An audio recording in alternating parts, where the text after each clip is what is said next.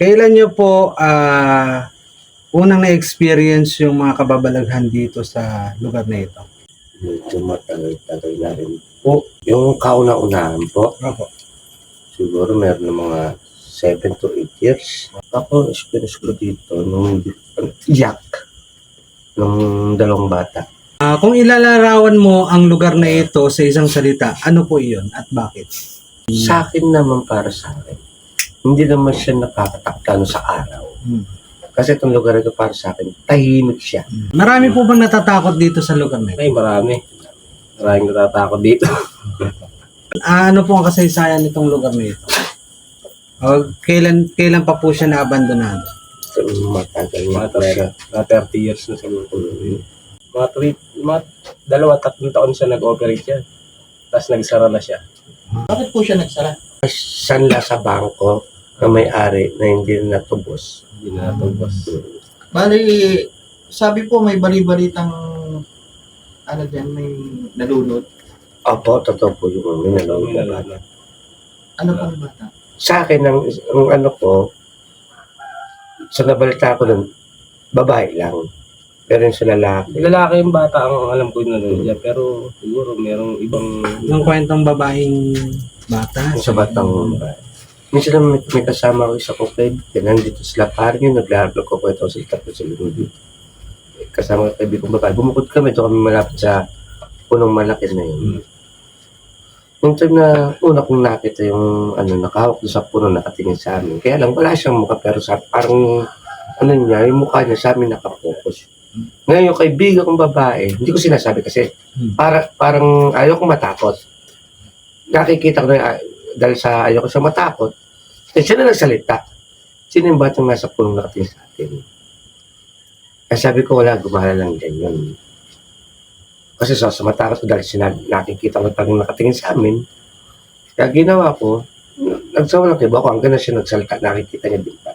Sa tingin nyo po, ano po kaya ang nais nilang iparating? Para sa akin, parang gusto lang na makapaglaro. Kasi hindi naman madalas talaga nagpapakita. Isa mo, ako dito, alas 12, hindi ko man naano siya. Ano ang sinasabi ng ibang tao dito? Pare-pareho po ba sila ng kwento? Bali sa dami namin na andito, yung batang nalulunod na lang, nagkaano nga kami, minsan, hindi lang isang tao, hindi lang dalawang tao, pagpapasyal dito sa amin, nakikitang may bata pa ba yung kasama dito? Doon na natandaan ni Kinyento. Dito dati itilisi nung tayo, yung mga binata pa tayo. Tatlo tayo ng nila paring Alvin. May sumusunod daw sa atin. 4 daw tayo. Isa daw, makita mo yung sigarilyo nakasunod sa amin na nakaganyan. Kami talaga, hindi kami niligarilyo, naglalakad. Ganon. Wala siya doon, yung banyo na yan, yung pinaka-CR na yan. Sino Becky kasama nyo na yun? Yung kapatid ko kasi nung nakita nila. Kapatid, kaya kayo, pumasok kayo ka doon sa may banyo nila, may CR. Hindi ka nawala. May bahagi po ba dito sa lugar na ito na nakakatakot para sa inyo? Bakit po? Sa akin yung sa puno na yun, pero sa araw, hindi naman. Pero sa gabi, may tagang iwas ako sa kanya. Sa punong malaki na yun. Sa punong malaki. Doon po sa may puno, ano po yung ano doon? Noong nakita yung bata. Yung bata? Oo. Na ang ano niya, nakatayo siya, nakahawak sa puno. Nakatingin sa amin dalawang ng kaibigan kong babae. Tsaka doon sinapian ng yung asawa ng pamangkin ko. Sinasabi niya maitim daw yung lalaki. Yung sumasabi doon. 2 beses sinapian kasi dito. Kaya hindi na pumupunta dito yun. Maitim na lalaki din sumasabi. Nakikita niya doon. Sa may sampalok. Nabidaan na yun. Minsan, nung ginalaw ko yung sampalok na yan, kasi medyo nagtabas-tabas ako ng konti. Diyan ako nila. Tabak mo pa ako na alam yun. Nagkabukol yung sabi ko kasi hindi ako nagpasinlabi. Hapon pa nung. Alagi kami na, meron siyang nakatira doon sa may babantay. Sa pangin, tinutumo naman sa puno sa kilid. Ang Indian tree.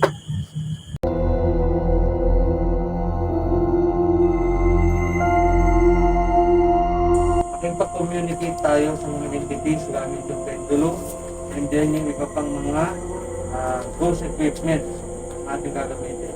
Unahin muna natin yung paggamit ng pendulum para makipag-communicate sa mga entity.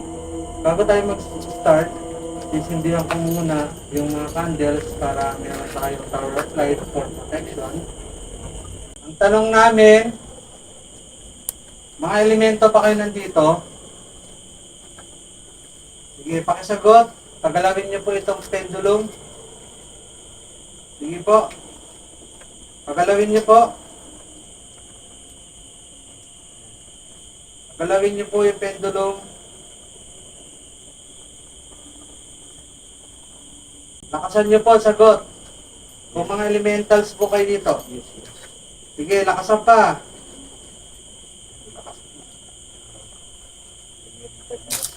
Okay.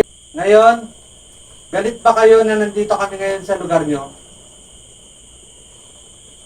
Ang tanong ko, galit ba kayo na nandito kami sa lugar nyo? Pakisagot. Pakilakasan. Sige. Galit ba kayo sa amin na nandito kami sa lugar nyo? Pakilakasan ang sagot. Sige. Galit ba kayo? O hindi kayo makapag-decide O gusto nyo ba? Sige. Sagot. Lakasan. Lakasan nyo yung sagot. Kung galit kayo sa amin. Okay, sige. Lakasan mo pa. Lakas pa. Opo, kasi dumadaan po sa inyo yung ano. Kayo po yung naging conduit ng sagot nila. Dumadaan po. Okay, stop! Nandito ba yung batang nalunod doon sa pool? Nandito ba ngayon yung batang nalunod sa pool? Pakisagot. Pakisagot. Nandito ba yung batang nahulog sa pool? Pakilakasan.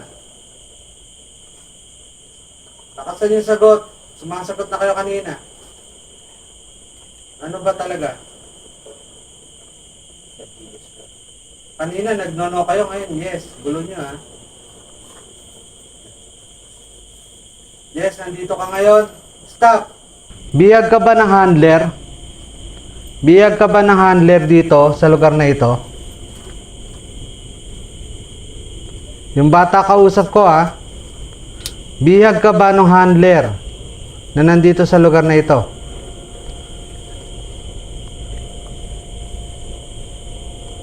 Okay. Pakilakasan.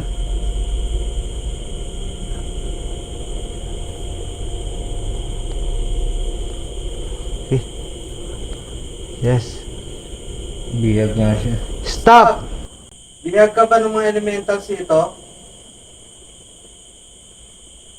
Puro yes ang sagot. Stop! Meron ba demonic entity na nandito sa lugar na ito? Sagot! Meron ba demonic entity sa lugar na ito?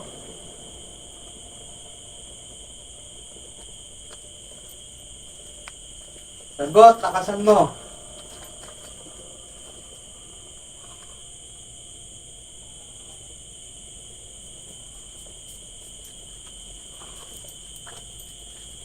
Stop. Stop.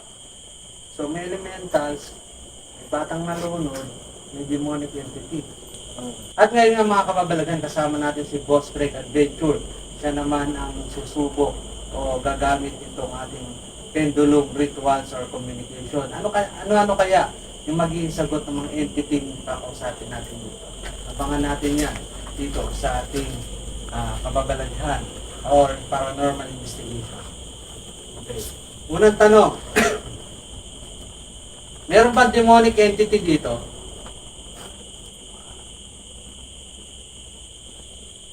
Meron bang demonic entity dito sa lugar?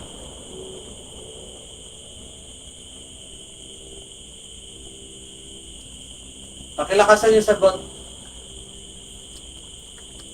Pakilakasan yung sagot.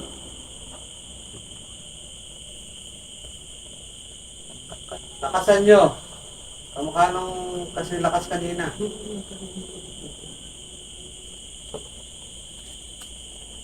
Pakilakasan yung sagot. Pakilakasan. Pakihina ng sagot nyo. May demonic entity ba ngayon nandito? Sa resort na to?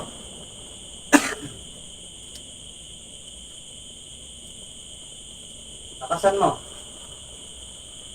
Ikot-ikot ng sagot mo. Sige, pakilakasan. Lakasan mo pa.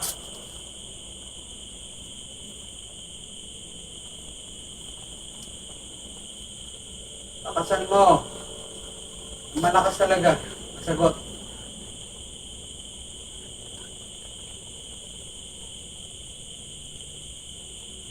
Lakas pa. Lakas pa.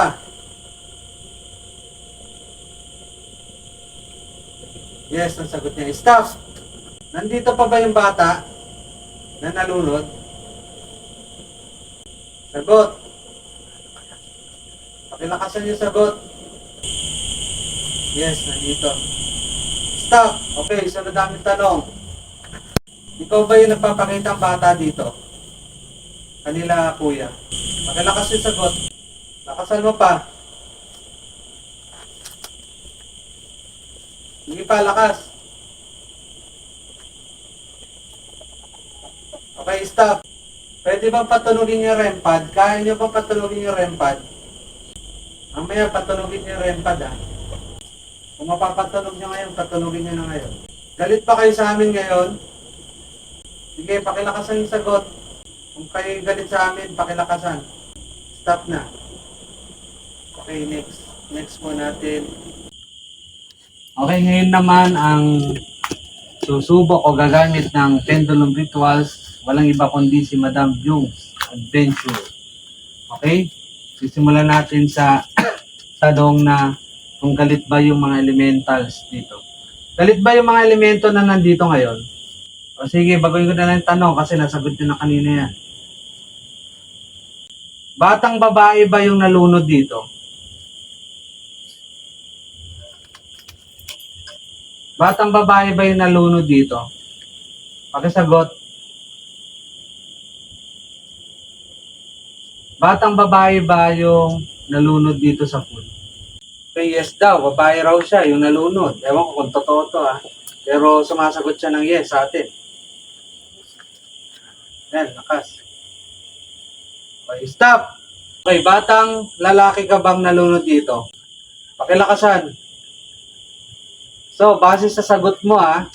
Base sa sagot mo na hindi ka lalaki.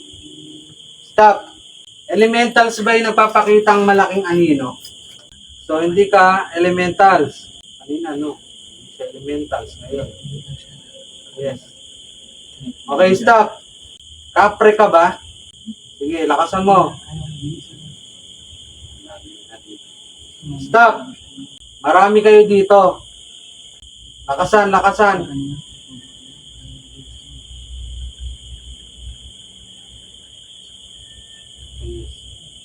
Stop.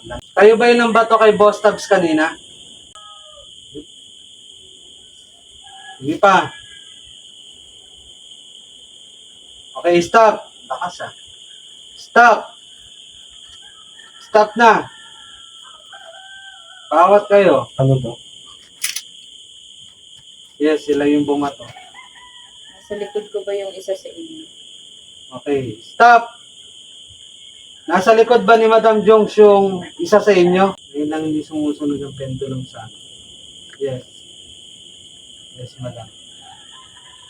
Sige, pailawin nyo yung EMF. Patunogin nyo yung REM pad. Alis na. Ikaw ba yung bata? Stop! Ikaw ba yung bata? Stop! Tumigil na kayo. Sige na. Stop na.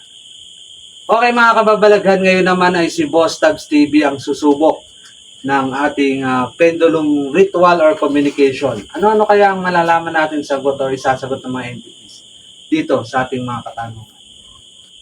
Okay.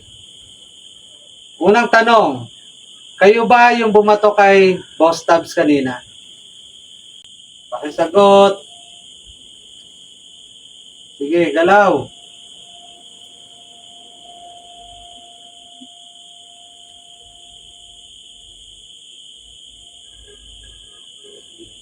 Galaw, sagot.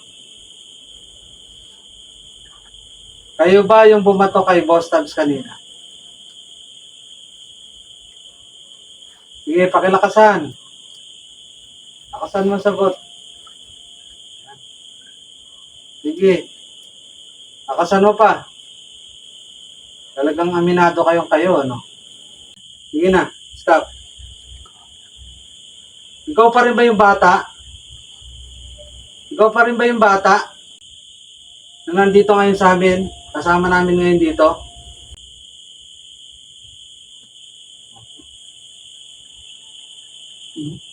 No? Okay. Stop! Okay. Tanong ko ulit. Yung bata ba yung kasama namin ngayon dito? Pakisagot.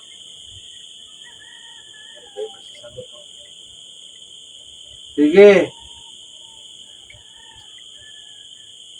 Yung elementals ka ba? Elementals? Sagot. Nakasama yung sagot. Sagot, kanina sumagot na kayo eh. Sige, nakasan mo pa yung sagot. Nakasan pa. Stop. Niloloko nyo lang ba kami? Pinaglalaroan nyo ba kami? Pakilakas. Sige, stop. Gusto nyo na bang umalis kami dito? Pakilakasan yung sagot.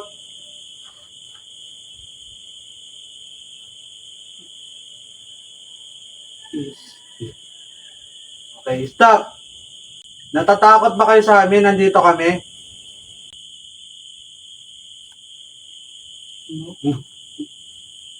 Masagot siya. Okay, sige, stop. Okay, sige, stop na namin ang pakipag-communicate gamit ang pendulum.